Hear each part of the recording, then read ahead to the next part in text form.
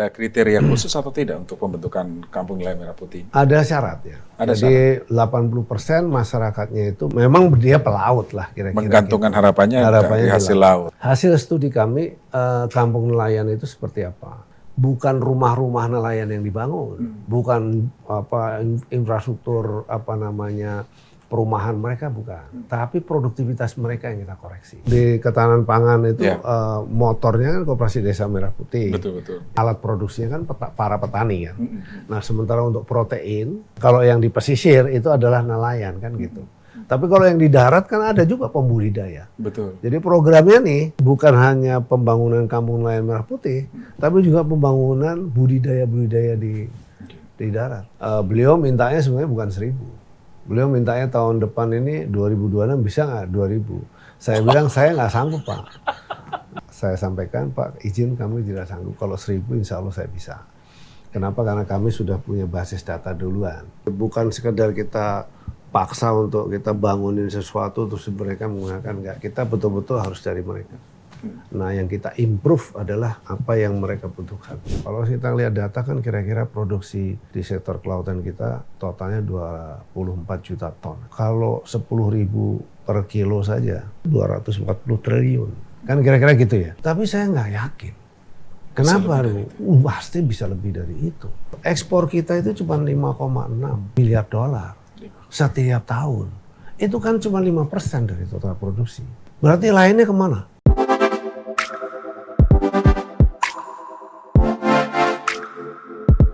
Halo pendengar dan netizen Radio El Sinta dimanapun Anda berada.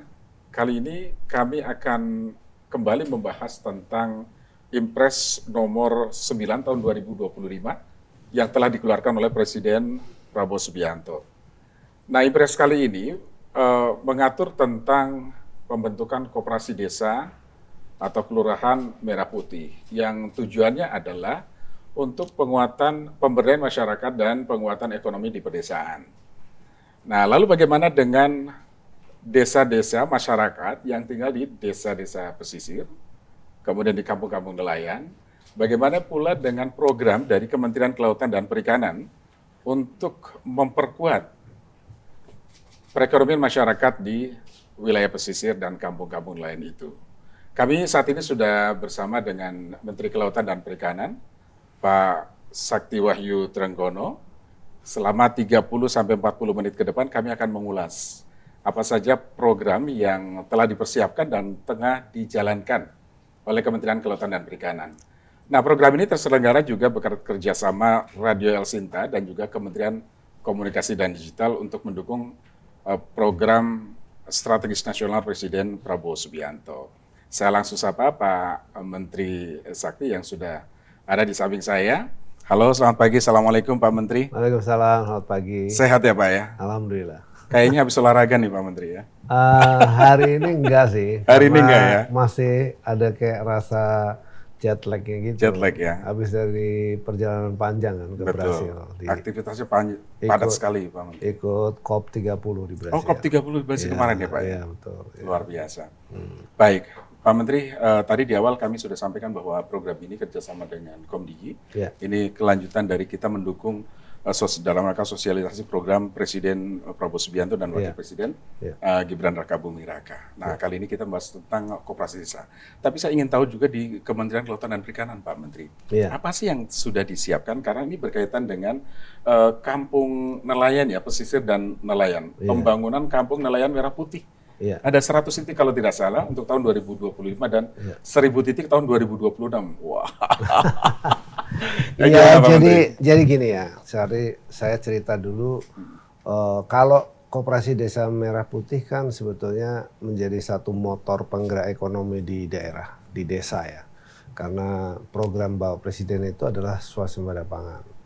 Jadi kalau untuk mencapai swasembada pangan tuh kalau kita bicara pangan kan ada 3. Itu karbohidrat, lalu kemudian lemak dan protein. Karbohidrat itu jelaskan seperti kayak padi dan lain sebagainya. Lemak, perkebunan, sawit kan kita sudah cukup kuat ya. Lalu kemudian protein ada 2, protein perikanan dan protein hewani. Nah, tentu kita menjadi bagian dari program swasembada pangan itu. Nah, lalu kemudian Bapak Presiden kan membentuk koperasi desa atau kelurahan Merah Putih. Nah, sebetulnya kan koperasi sudah ada, tapi beliau menginginkan semacam kayak memodernisasi lah dengan konsep yang sangat berbeda. Jadi semua di-drive bahwa seluruh kegiatan ekonomi di desa itu yang sumbernya adalah produktivitas itu bisa digerakkan oleh koperasi. Penyaluran pupuk, pembelian gabah petani, nah, terus kemudian penggilingan padi, lalu kemudian ditambahin lagi juga apotek desa dan seterusnya begitu. Itu semua kan ekonominya. Tujuannya adalah jelas di situ untuk menjadikan wilayah itu atau masyarakat itu bisa kemiskinannya nol sesuai dengan visi Bapak Presiden. Lalu pertumbuhan juga akan meningkat. Jadi kalau gerakan ekonomi ini tumbuh kan dia pasti akan meningkat. Target beliau 8%. Nah, lalu kemudian kalau kita bicara desa kan ada juga yang di pesisir. Betul. Yang mereka aktivitasnya bukan di pertanian. Yeah. Kebetulan karena sebelumnya saya juga sudah Menteri Kelautan Perikanan, itu juga rekomendasi beliau kepada Bapak Jokowi dulu ketika saya jadi Menteri Kelautan Perikanan. Kami sudah punya basis data untuk mempelajari sebetulnya masyarakat pesisir yang mereka menggantungkan hidupnya di laut itu seperti apa kondisinya. Lalu masalah-masalahnya seperti apa. Nah, itulah kemudian kami membuat satu model yang sudah 1 tahun lebih, 2 tahun berarti kali ini di Biak di Binyeri. Ya. Dari kondisi kalau dulu itu kan ada kampung nelayan maju dan seterusnya itu. Kemudian kita lakukan studi dan kemudian kita tentukan kita bangun kampung nelayan itu di sana. Inilah yang kemudian kita gandengkan dan pengelolanya juga koperasi. Dulu kita desain juga kalau nggak ada koperasinya kita buat koperasi di situ. Itu ada satu terus kita bangun. Ini yang saya laporkan kepada Pak Presiden. Lalu kemudian kita linkkan dengan koperasi Desa Merah Putih. Nah, tapi intinya adalah beliau itu saya sampaikan bahwa sudah 80 tahun lah masyarakat pesisir atau nelayan ini tidak tersentuh nih dengan ya artinya banyak sekali bantuan. Ya, bantuan yang sifatnya itu kalau menurut saya tidak tepat sasaran gitu ya, tidak tepat sasaran kepada untuk peningkatan produktivitas. Jadi lebih ke arah misalnya bantuan sporadis sifatnya. Nah, ini kemudian kita bangun kampung nelayan itu yang nanti kemudian dikelola oleh Koperasi Desa Merah Putih. Nah, karena contohnya sudah berhasil dengan baik, maka ini kemudian beliau meminta kepada kami untuk di 2025 karena waktu itu di bulan April Mei gitu ya. Saya sampaikan kepada beliau. Lalu kemudian beliau setuju lah, masih punya waktu nih. Kira-kira 6 bulan bisa dibangun 100. Saya bilang bisa. Nah, itu beliau minta untuk kemudian kita membangun 100 titik. Tapi memang perjalanannya panjang ya. Karena proses administrasi di Kementerian Keuangan juga butuh waktu. Betul. Baru turun 65 dan 65 itu sekarang sedang on progress pembangunan. Tapi sekarang sudah masuk lagi 35 berikutnya. Dan 35 berikutnya itu kami memohon waktu kepada Kemenkyu untuk bisa diizinkan melewati tahun anggaran. Nah, gitu. Jadi totalnya 100 mudah-mudahan bisa selesai di akhir Desember. 65 selesai di akhir Desember. Akhir Desember selesai, tapi 35 karena baru, jadi itu butuh waktu, sehingga yang 35 itu mungkin akhir Maret lah. Akhir Maret. Jadi totalnya tahun depan, ya. Okay. Ditambah dengan permintaan beliau 1.000 kampung lain dibangun di tahun 2026. Nah, ini kita sedang kerja keras karena sifatnya kan tidak masif ya. Pembangunan kampung nelayan itu adalah untuk meningkatkan produktivitas. Yeah. Jadi teorinya kalau produktivitasnya naik 1% saja sebetulnya dia pertumbuhannya akan 5 kali. Jadi nanti kita bisa, saya akan bisa sampaikan hasil studi kita di model yang di Binyeri itu. Di Binyeri itu setelah kita hitung selama hampir 2 tahun ini kenaikannya berapa, produktivitasnya. Nah itu sampai 86%. 86%. 86%. Oh, tinggi betul, Pak. Sangat tinggi. Jadi artinya mereka sekarang udah nggak kepikiran lagi soal jualnya kemana. Off-takernya sudah ada. Karena kualitas ikannya kan. Grade A. Nah, gitu. Grade ekspor semua, Pak. Sekarang ini begitu. Mereka ekspor. Mereka dalam kontainer-kontainer kirim. Kalau dulu kan jualannya ke pasar gitu ya. Iya, iya. Nah, jadi saya jelasin sekalian ya. Iya, iya. Hasil studi kami, kampung nelayan itu seperti apa?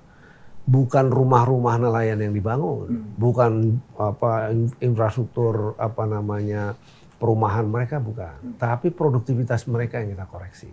Caranya bagaimana? Nah itu, jadi kami cek misalnya rata-rata mereka itu tidak memiliki sarana prasarana tambatan perahu yang bagus. Dermaganya. Dermaga atau lebih kerennya disebut dermaga. Iya. Kemudian dia juga tidak memiliki bengkel nelayan yang layak. Ya, jadi kalau misalnya kapalnya ada kerusakan dan lain sebagainya untuk mencari spare part itu sulit di situ. Yeah. Kemudian kalau kapal itu karena beroperasi terus-menerus kan juga harus dilakukan kalau bodinya rusak dan lain sebagainya kan harus ada docking gitu ya. Nah itu juga mereka nggak punya fasilitas itu. Yeah. Lalu kemudian kalau mereka mau melaut untuk mencari bahan bakar minyak itu, solarnya. Dia mesti naik motor pergi ke daerah kota dan seterusnya pakai makan waktu yang lama. Diligen. Ada beberapa tapi nggak kebagian, kadang-kadang kayak gitu, terlalu sedikit lah gitu. Nah sehingga itu juga kesulitan. Terus kemudian logistik. Kan biasanya kalau melaut event itu one day fishing, dari pagi sampai malam misalnya. Betul. Begitu. Kan tetap selama seharian itu dia harus membawa logistik, entah itu pop mie, entah itu makanan apa dan sebagainya. Nah itu kan nggak ada, kan mereka sulit harus pergi belanja dulu untuk besok dia melaut kan gitu ya. Kemudian untuk mencari es di lokasi yang kita jadikan model ini di Binyeri, esnya itu mereka tuh beli dari kulkas-kulkas orang, es batunya itu, karena nggak ada pabrik es di sana. Nah, terus kemudian itu kita siapin. Lalu kemudian siapinnya apanya Pak? Bikin pabriknya? Pabriknya, kita siapin pabrik es. Jadi di dalam Kampung Nelayan Merah Putih itu prasyaratnya salah satunya dari hasil studi kita itu kita perbaiki dermaganya, kita bangunkan bengkelnya karena bengkel ini menjadi penting. Kemudian kita bangunkan pabrik es skala kecil ya, nah, untuk kepentingan mereka. Terus kemudian kita bangunkan cold storage. Jadi kalau mereka melaut dalam waktu yang panjang, terus malam turun langsung bisa langsung taruh di cold storage. Jadi kualitasnya tetap segar ya. Tersegar. Lalu kita bangunkan kios logistik seperti untuk kebutuhan mereka melaut dan seterusnya. Kemudian juga kita bangunkan situ docking. Jadi tempat kalau misalnya kapalnya harus overhaul besar dan sebagainya. Lalu kemudian kita bangunkan SPBN. Jadi SPBN ini kami kerjasama dengan pihak ketiga karena itu ada persyaratan khusus dari Pertamina dan seterusnya. Nah, jadi dengan kelengkapan ini begitu. Lalu kemudian ada balai dukungan lah seperti kayak balai untuk diskusi. Mereka sering diskusi dari situ. Kami peran dari KKP kan ada penyuluhan untuk mendengar apa yang terjadi selama di laut dan seterusnya gitu. Itu kita bangun. Ini satu ekosistem gitu, satu ekosistem. Nah, ini kan harus ada yang ngelola. Nah, itu pada waktu itu kita desain koperasi lah yang ngelola. Koperasinya dari mereka sendiri gitu ya. Nah, ini berjalan dengan baik dan cenderung sekarang malah hasil produksi mereka itu bahkan ada perusahaan besar gitu ya, yang kemudian menjadi off-taker mereka sekarang ini. Jadi mereka sebelum turun pun itu ikan sudah laku kira-kira gitu. Nah, inilah kemudian kalau dari sisi income pendapatan mereka itu naiknya 100%. Dari pendapatan rata-rata 3 juta menjadi 6 juta gitu, bahkan lebih dari 100%. Nah, inilah yang kemudian kami sampaikan kepada Bapak Presiden minta untuk dibangun semua. Kan total jadi itu jadi modeling nantinya Pak. Jadi model. Nah, itulah makanya nanti 65 titik plus 35. Jadi 100 titik ini 1 tahun ke depan kita bisa teliti sejauh mana sebetulnya peningkatan kesejahteraan mereka. Jadi kalau misalnya Bapak Presiden tuh punya target bahwa kemiskinan itu harus ditekan menjadi 0, lalu kemudian pertumbuhan harus bisa mencapai 8%. Menurut saya yang dikerjakan, yang kami kerjakan ini dalam rangka yang beliau perintahkan pada kita, ke Menteri Pertanian dan kita ya, lalu kemudian Menteri Koperasi gitu ya, untuk menggerakkan roda-roda ekonomi ini, itu fundamental sekali gitu. Karena kalau di bawahnya bergerak seperti ini, otomatis pertumbuhannya bisa lebih. Jadi optimis dengan cara manajemen untuk di Kampung Nelayan Merah Putih seperti itu akan karena kita sudah punya model. Jadi basisnya model. Jadi bukan trial lagi gitu ya. Jadi dari satu model yang kita bangun di tahun 2023 itu hasilnya sudah biasa. Cukup sih. Nah, sekarang dari 65 tersebar di Pulau Jawa saja atau seluruh nasional? Indonesia, nasional, seluruh Indonesia. Ya, daerahnya jelas pasti remote gitu. Oke. Bahkan ada pihak swasta juga gara-gara ngelihat di Binyeri itu, dia sendiri bangun ngikutin. Dia modalin. Ya modalin juga sama ngikutin kita. Jadi dia bangun. Menurut saya ini bagus juga gitu, karena partisipasi ya swasta ya. Bukan cuma partisipasi, mereka membutuhkan hasil tangkapan nelayan ini dengan kualitas yang seperti yang kita bangun. Jadi mereka juga modalin dong supaya mereka modalin sekali. Jadi di satu awal dia modalin. Bagus nih. Jadi menurut saya kalau perusahaan-perusahaan besar yang kemudian dia memang bidangnya di situ ya, di sektor collecting perikanan dan sebagainya, dia pengen mendapatkan ikan-ikan yang segar, yang bagus begitu, itu dia lakukan ya bagus. Jadi tidak mengandalkan injeksi pemerintah terus gitu loh. Gitu. Harus mandiri dong. Ya. Luar biasa. Nah, Pak Trang, ini kan Presiden tugasnya nambah tugas lagi buat Pak Menteri. 1.000 kampung nelayan. Ya, itu nanti modelnya akan sama seperti yang sekarang tengah dibangun. Kita selalu atau menyesuaikan dengan kebutuhan, karena pasti satu lokasi dengan lokasi yang lain kan kebutuhannya beda, Pak Menteri. Betul. Itu tematik kita sebut. Tematik kan ya, betul. Jadi beliau mintanya sebenarnya bukan 1.000. Beliau mintanya tahun depan ini 2026 bisa nggak 2.000. Saya bilang saya nggak sanggup, Pak. Saya terus terang di dalam ratas gitu, saya sampaikan, Pak, izin kami tidak sanggup. Kalau 1.000 insya Allah saya bisa. Kenapa? Karena kami sudah punya basis data duluan untuk kita lakukan. Kalau kita bicara desa kan ada 12.000 desa nelayan ya. Betul. 12.000 desa nelayan tuh tersebar di seluruh Indonesia. Dengan jumlah nelayan kira-kira 3,2 juta lah. Nah, tapi bayangkan sebetulnya kalau itu dilakukan kan tidak bisa nelayan yang di Binyeri sama dengan nelayan yang di Pekalongan. Belum tentu sama dengan nelayan yang di Kalimantan. Belum tentu sama dengan nelayan yang mereka kan spesifik masing-masing. Tapi kira-kira mirip gitu loh. Kira-kira mirip. Jadi yang kira-kira sama ya kita bangun sesuai sama. Tapi kalau kira-kira yang tidak sama, dia hanya membutuhkan misalnya lebih banyak, misalnya itu soal SPBN atau minyaknya, lalu kemudian pabrik es misalnya gitu yang esensialnya. Maka itu yang kita bangun. Kalau pemilihan kampungnya itu bagaimana, Pak? Kriteria, ada kriteria khusus atau tidak untuk pembentukan Kampung Nelayan Merah Putih? Ada syarat ya. Jadi 80% masyarakatnya itu memang bergantung pada laut. Jadi itu menjadi salah satu syarat. Kalau misalnya tidak, nanti kemudian kan nggak fokus. Jadi memang dia hidupnya memang betul-betul, ya, Pak.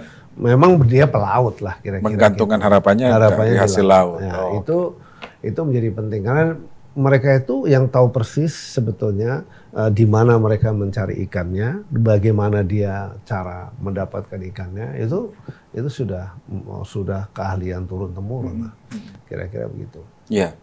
Nah, tentu kan harapannya ketika program itu diluncurkan, kemudian terbentuk Kampung-Kampung Nelayan Merah Putih, suksesnya program ini kan memang tujuannya, Pak, ya. Jadi bisa mengangkat perekonomian masyarakat setempat. Cara memastikan supaya itu on the track itu bagaimana, Pak?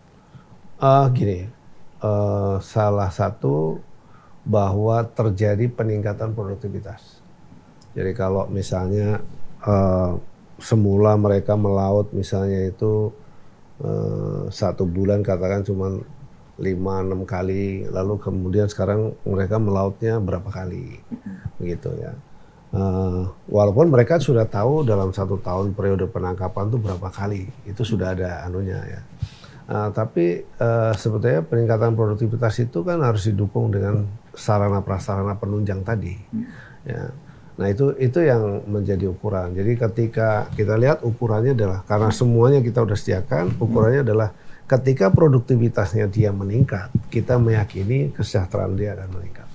Begitu kira-kira. Jadi kalau monitoringnya bagaimana dilakukan, Pak? Itu kita pasangin CCTV. CCTV. Kita pasangin CCTV di seluruh area yang dibangun itu. Begitu mau mulai pembangunan, CCTV udah hidup. Jadi bisa di remote dari sini? Bisa di remote. Gitu. Jadi itu CCTV ya. Sekarang zaman digital ya. Iya, jadi hemat nggak ke sana ya, Pak. Cek aja kalau ada masalah tinggal telepon. Tapi fisik tetap. Kita gitu. lihat. Iya. Jadi kan kita pengen tahu juga kan kendala-kendala di Iya. lapangan apa yang terjadi. Untuk lebih contoh misalnya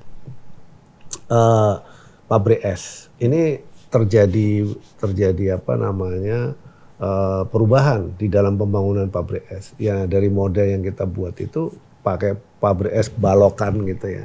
Itu udah bahagia betul nelayan di sana gitu.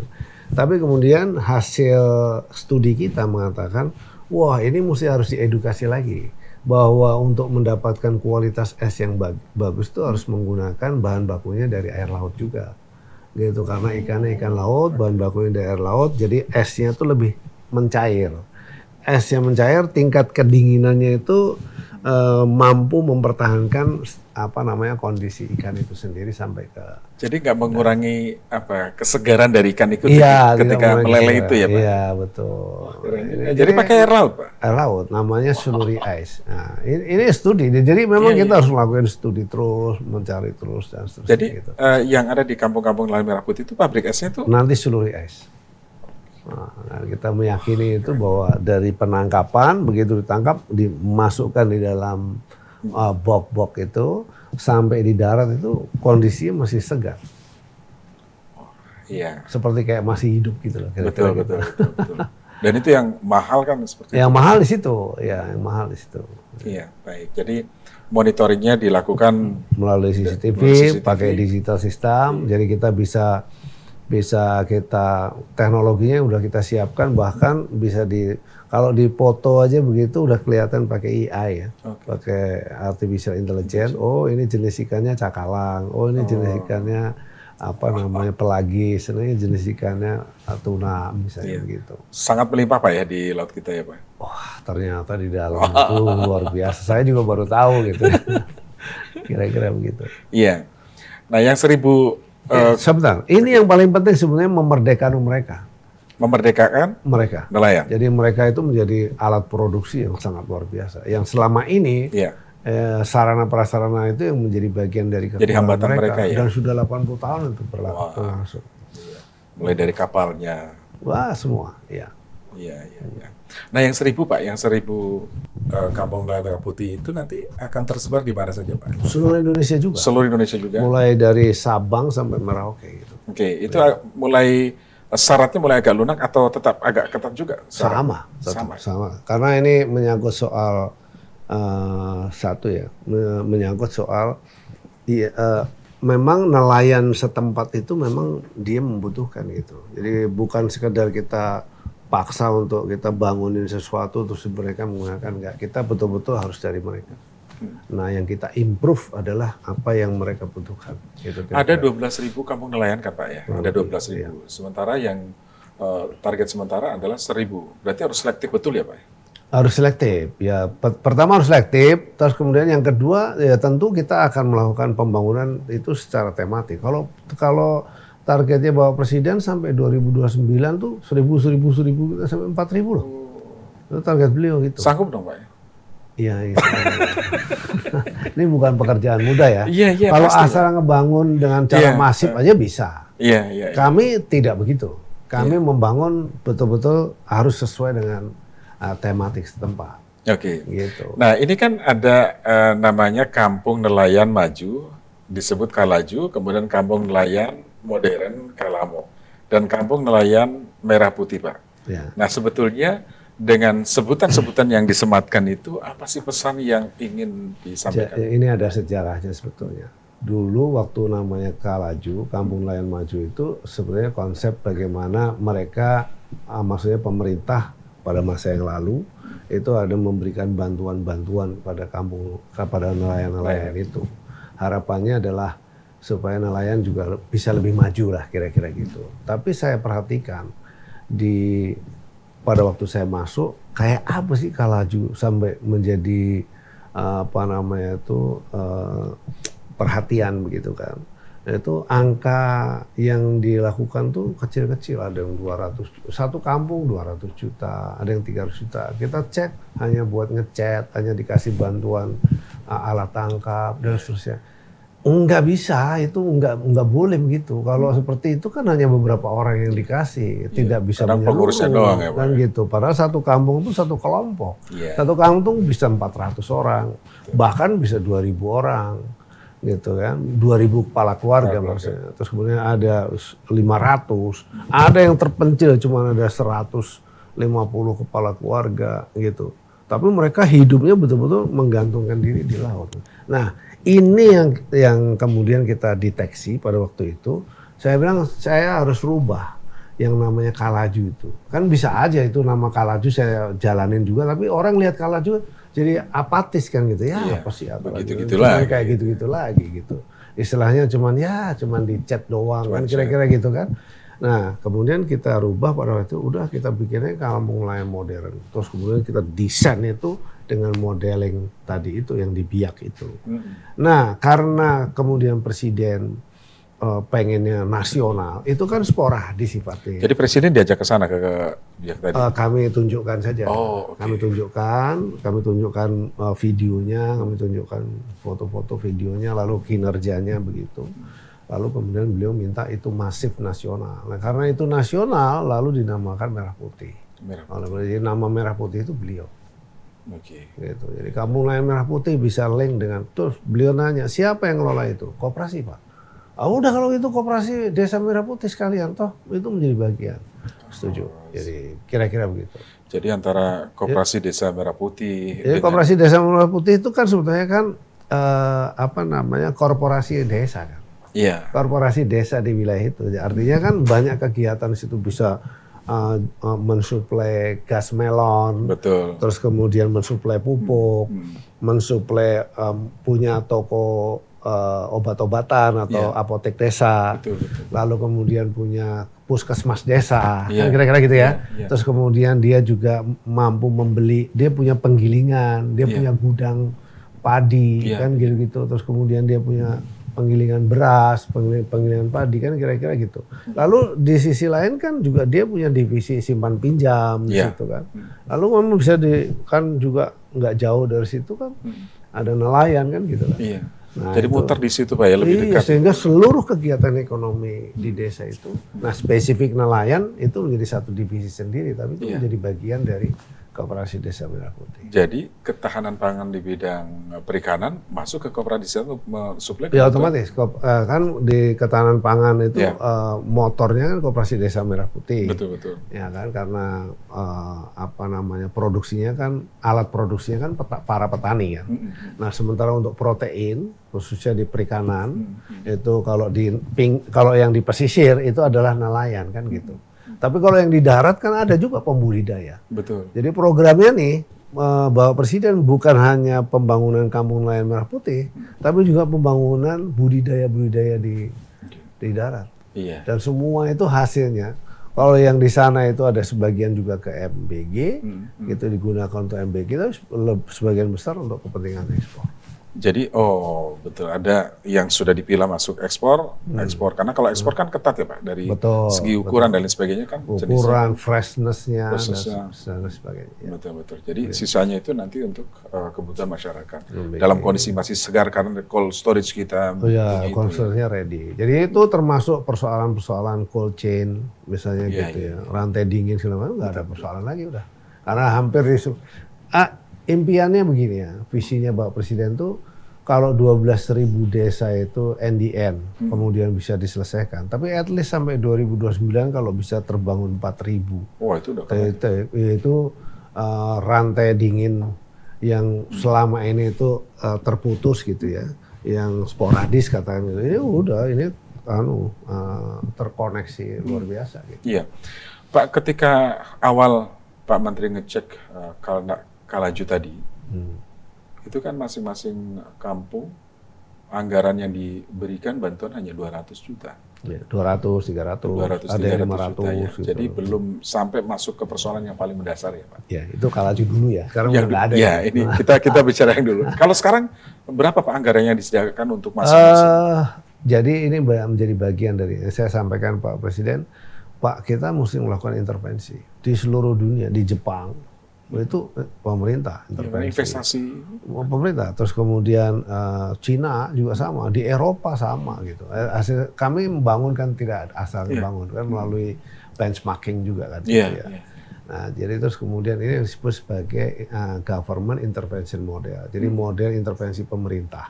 Tapi sebetulnya nggak ada persoalan kok. Yang diinjek sebesar 22 miliar itu ya sebetulnya dijalanin oleh koperasi itu ada nilai bisnisnya. Kalau kita hitung 12 tahun bisa balik investasi pemerintah itu tadi. Dikelola oleh koperasi, tinggal nanti koperasi balikin. Beliau langsung berpikir, loh kalau gitu aja pola investasi aja gitu. Cuman saya bilang Pak sebaiknya tetap menggunakan intervensi pemerintah. Kenapa demikian? Karena multipliernya juga gede sekali. Jadi benefit buat negara itu pertumbuhan. Kalau pertumbuhannya bisa 5-6 kali, kebayang nggak coba bayangin? Produknya itu ikan di situ, produktivitasnya meningkat, itu kemudian omsetnya juga meningkat. Multiplier lainnya kan tumbuh tuh. pasti Butuh berasnya, butuh minyaknya, butuh bajunya, butuh telekomunikasinya, itu jadi kehidupan dia terus naik gitu kira-kira gitu. Yang tadinya mungkin dia pendapatan cuma 2 juta, 3 juta setiap bulan gitu. Ya, dengan setengah mati ya serba kekurangan. Sekarang begitu dia naiknya bisa sampai 100%. Kebayang nggak itu pertumbuhannya gitu. Itu bisa terjadi kalau ada intervensi dari pemerintah tadi. Nah itu tadi, itu yang saya sampaikan ke beliau. Dan beliau langsung menyatakan bahwa udah langsung dijalankan. Oke, Pak Menteri lalu bagaimana mempersiapkan? Ini kan sudah jadi nih, desa-desa sudah jadi. Mereka tetap sesuai dengan artinya nggak merasa ditinggalin. Kalau yang lalu-lalu kan bantuan diberikan, kemudian ya sudah, bantuan sudah diberikan, tidak ada pendampingan dan lain sebagainya. Nah ini kan sebetulnya penting supaya bisa berkelanjutan Pak. Syukur-syukur bisa diversifikasi. Karena dia dikelola oleh mereka. Nah mereka itu adalah koperasi desa Merah Putih itu. Atau menjadi sub bagian dari koperasi desa Merah Putih yang khusus mengelola itu. Dan itu mereka sebetulnya. Ya, lalu kemudian kita kan juga punya penyuluh di situ, ya, yang penyuluh kita turunkan untuk kemudian selalu menilai. Dan yang kedua, yang paling penting itu adalah monitoring. Ini ada aplikasi nih, ada aplikasi digital. Aplikasi juga, Pak? Pakai aplikasi digital. Jadi mereka itu begitu turun udah di-scanning semua itu.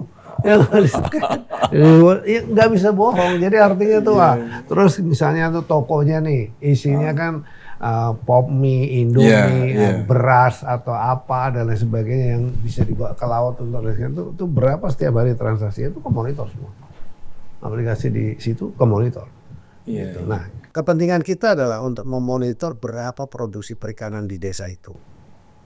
Selama ini kan jujur ya kami mendapatkan informasi kan manual dari dinas terus ditarik secara berjenjang ya. Nah, dengan setiap kampung kalau kita sudah bangun seperti ini, lalu mereka produksi berapapun produksinya mereka itu kemonitor oleh kita. Dan jenis ikannya apa saja itu monitor. Jadi multiplier atau dampak yang lainnya itu banyak sekali yang bisa kita. Kalau udah dengan digital data ya, kita bisa tahu misalnya populasi kerapu misalnya di wilayah situ tuh berapa sih sebetulnya. Itu hasil tangkapannya setiap hari berapa, setiap bulan, setiap tahun ujungnya, setiap tahun sama dengan berapa. Khusus kerapu bahkan kalau bisa, misalnya kan jenis kerapu ada banyak ya. Jenis kerapu ini berapa tuh tangkapannya. Tongkol berapa sebetulnya dan seterusnya. Ini kan nanti kan untuk kebijakan keberlanjutannya kan penting juga. Untuk dilakukan, dianalisa dan seterusnya. Itu maksud dan tujuan. Jadi sekali kita lakukan pembangunan Kampung Nelayan Merah Putih ini sebetulnya dampaknya itu banyak sekali. Nanti akan turunannya akan keluar kebijakan-kebijakan berikutnya gitu. Oh, kalau begitu misalnya versi kedua, ini bayangan saya, imajinasi saya dalam 10 tahun yang akan datang, seluruh kampung nelayan itu. Kalau 10 tahun yang akan datang misalnya kita bisa kebangun 8.000 saja atau 10.000 desa gitu. Lalu kemudian setiap desa itu dia punya kompetensi atau core kompetensinya misalnya itu kerapu di mana, terus kemudian core kompetensinya di mana tuh rajungan, terus di mana itu, bayangkan Pak. Oh, wilayah masing-masing. Dari masing-masing kan dia punya core kompetensi. Itu. Nah itu bayangin tuh, terus turunan ke hilirnya itu kan dia bisa langsung processing kemasan dan sebagainya dan seterusnya. Marketplace-nya juga bisa langsung main di situ. Banyak sekali dong multiplier. Jadi kalau Bapak Presiden mengatakan saya pengen 0 kemiskinan, lalu pertumbuhan 8%. Nah kalau yang disentuh di level produktivitas, di level bawah yang produktivitasnya dinaikin, menurut saya tuh lebih dari 8%. Saya bisa lebih 8%. Kalau saya lihatnya begitu. Satu model ini aja itu saya lihatin begitu kayak gitu, luar biasa kok. Gimana? Jadi keberanian negara untuk melakukan intervensi itu jelas dampaknya adalah akan menjadi pertumbuhan. Dan kalau pertumbuhan bisa dibayangkan kayak apa. Oke, Pak, tadi di awal Pak Treng kan mengatakan bahwa potensi sumber daya alam kita bahari, kelautan itu kan luar biasa, dahsyat sekali. Mungkin bisa di-spill sedikit saja Pak, seperti apa sih Pak? Apakah bisa mencukupi kebutuhan kita dalam skala, atau bisa untuk ekspornya untuk jadi gini ya, kalau kita ngelihat data, saya jujur ya, ini di forum Elsinta nih, saya jujur ya, kalau kita ngelihat data kan kira-kira produksi di sektor kelautan kita totalnya 24 juta ton, termasuk rumput laut di dalamnya. 24 juta ton tuh kalau 10.000 per kilo saja, udah itu barang paling murah lah katakan misalnya. 10.000 per kilo aja 240 triliun, kan kira-kira gitu ya. Tapi saya nggak yakin. Kenapa? Pasti bisa lebih dari itu. Bayangin. Kalau kita produksinya seperti itu 240, ekspor kita itu cuma 5,6 miliar dolar setiap tahun. Itu kan cuma 5% dari total produksi. Berarti lainnya kemana? Ya kan? Detected atau tidak terdeteksi, misalnya. Terdeteksi atau tidak terdeteksi, kan kira-kira gitu. Nah, maka ini menjadi bagian dari pembenahan. Jadi kalau kita bicara potensi laut kita itu dasar. Rumput laut saja kita belum apa-apain. Kita masih boleh dibilang ya bikin raw material. Dukungan untuk budidaya di rumput laut saja belum ada industrinya. Ini salah satu menjadi jadi pemikiran kami yang kami minta kepada tim di dalam. Bagaimana kalian buat dong model-model untuk bikin dukungan. Contoh misalnya, masyarakat itu kan alat produksi. Mereka kan butuh misalnya tempat buat melakukan budidaya. Sekarang kan masih mereka sendiri bikin pakai tali rafia. Betul. Terus kemudian pelampungnya pakai botol aqua, kayak gitu-gitu. Ini bukan sarana produksi. Ini sarana produksi arus. Ini bukan cara produksi yang benar. Bayangkan kalau misalnya talinya itu diproduksi oleh industri yang benar, gitu ya, dengan harga yang baik, dengan jangka yang panjang, ya, lalu kemudian pelampungnya dia pakai pelampung yang bagus, kemudian rumput lautnya terkurung dengan baik dan seterusnya. Saya imajinasi saya gitu, kebetulan background saya di TI ya, teknik industri, jadi lebih ngelihatnya tuh satu ekosistem itu. Nah kalau supporting industry untuk masyarakat ini juga, kalau petani kan ada traktor, ya kan. Lalu kalau di sini kan cuma kapal doang gitu, karena itu nangkep, ya kan. Sekarang untuk sarana produksi mana? Untuk sarana produksi budidaya. Nah itu PR kita berikutnya, yang sebetulnya itu baru rumput laut, baru ikan. Ikan sendiri berbagai macam jenis. Ada ikan-ikan yang itu satu ekosistem. Ada ikan-ikan yang sebetulnya sangat berguna untuk kepentingan farmasi dan kan belum dieksplor dengan baik. Nah, gitu. Belum lagi biota-biota lain seperti alga dan lain sebagainya yang kita belum bisa dahsyat Pak ya sebetulnya. lakukan penelitian-penelitian lebih gitu ya, untuk digunakan untuk apa misalnya gitu. Nah ini dengan beberapa kampus seperti IPB, ITB, dengan BRIN ya, kita akan diskusi soal itu juga ke depan. Pengembangan risetnya, Pak. Terus kemudian di tahun depan kita akan membuat event namanya Ocean Impact Summit, itu juga akan kita lakukan di Bali. Tujuannya adalah seluruh dunia juga udah mulai kan menyoroti soal sektor kelautan ini yang kita miliki ya. Ya bukan hanya di kita, di seluruh dunia lah. Itu untuk kepentingan, karena pertumbuhan umat manusia eksponensial. Itu kan larinya kan tidak ke darat aja kan, pasti kan juga ke laut. Gitu. Tapi Pak, tentu para nelayan kita kan harus disiapkan, karena ada beberapa misalnya jenis ikan yang memang hanya di laut dalam atau apa, tapi kapal-kapal kita kan juga harus bisa menyesuaikannya. Nanti ada seri-seri Mas. Seri 1 sekarang perbaiki dulu, kan sama harus naik kelas kan. Iya. Nanti kalau mereka sudah terbiasa dengan sistem yang bagus ini, udah termonitor pakai digital dengan teknologi dan sebagainya, udah bagus seperti ini. Lalu kemudian kan tentu ke depan dia udah mulai ke yang spesifik, karena kebutuhan market itu, kebutuhan atau need daripada demand itu sendiri kan macam-macam kan. Ya sama seperti kayak di China, di Jepang lah misalnya. Nanti bikin seperti kayak budidaya laut. Kan kalau di Cina itu kan kayak kapal induk itu budidaya laut itu dimiliki oleh satu kampung tadi. Betul. Jadi kalau misalnya kampung nelayan merah putih di desa apa misalnya begitu, sekali waktu mereka kuatnya di Tongkol misalnya gitu. Ya kita minta periset untuk bikin hatchery di situ, untuk kemudian kita lakukan budidaya tongkol aja. Contohnya begitu kan. Jadi dia udah nggak nangkap lagi, tapi dia lebih budidaya gitu lah kira-kira gitu. Supaya bisa lebih terkontrol. Baik, terakhir nih Pak Menteri, tentu saja peran kementerian dan lembaga lain kan juga sangat penting ya Pak Menteri ya, untuk mendukung program ini.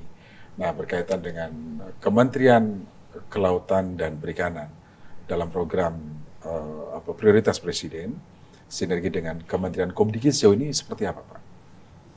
Oh iya, kita kalau dengan Komdigi tentu soal informasi ya, soal informasi dan teknologi, teknologi terkini yang seperti artificial intelligence, terus kemudian ocean big data, terus kemudian teknologi sensoring untuk memonitor bawah laut. Betul. Apa terjadi degradasi terhadap seagrass kita, atau terjadi degradasi terhadap terumbu karang kita atau tidak, pesisir dan seterusnya. Itu kan erat kaitannya dengan digital teknologi ya.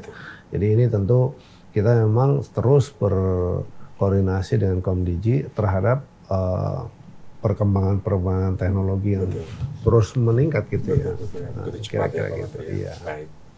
Pak Menteri, terima kasih sudah meluangkan waktu bersama kami. Semoga program Kampung Nelayan Merah Putih tetap bisa menjadi unggulan dan role model untuk ketahanan pangan dan juga pertumbuhan ekonomi. Sama-sama, terima kasih juga Elsinta. Terima kasih Pak. Dan menyebarkan informasi ini ke masyarakat, masyarakat makin memahami pentingnya bahwa kita ini hidup di kepulauan, dan wilayah kita itu justru lebih besar bukan darat tapi adalah lautan. Ya. Baik, betul. Terima kasih. Pendengar dan netizen Radio Elsinta dimanapun Anda berada, demikian tadi wawancara kami bersama Menteri Kelautan dan Perikanan Pak Sakti Wahyu Trenggono dalam rangka turut mensukseskan sosialisasi program strategis Presiden Prabowo Subianto. Saya Swirio, sampai jumpa pada kesempatan yang lain.